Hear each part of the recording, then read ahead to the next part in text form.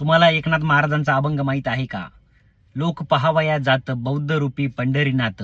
जगद्गुरु तुकोबराय सुद्धा पांडुरंगाला बुद्ध म्हणतात. आपण ज्याला विष्णूचा अवतार मानतो त्याला वारकरी संप्रदायातील संत बुद्ध का म्हणतात? या प्रश्नाचे उत्तर काही इतिहासकार व डॉक्टर बाबासाहेब आंबेडकरांनी हो आज विठ्ठल आज या पुस्तकामध्ये दिले. मूर्तीची रचना. हिंदू धर्मातील प्रत्येक देवाच्या हातामध्ये शस्त्र आहे.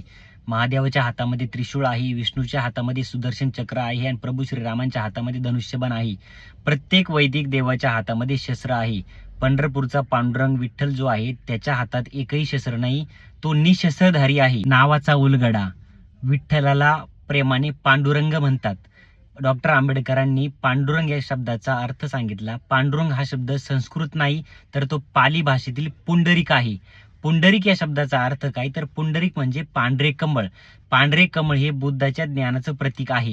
पांडुरंग हे नाव बुद्धाच्या अस्तित्वाची व ज्ञानाची साक्ष देते. जागेचा इतिहास. डॉक्टर बाबासाहेब आंबेडकर व अनेक इतिहास तज्ञांचं असं म्हणणं आहे, पूर्वी पंढरपूर हे बौद्ध महावीर होतं.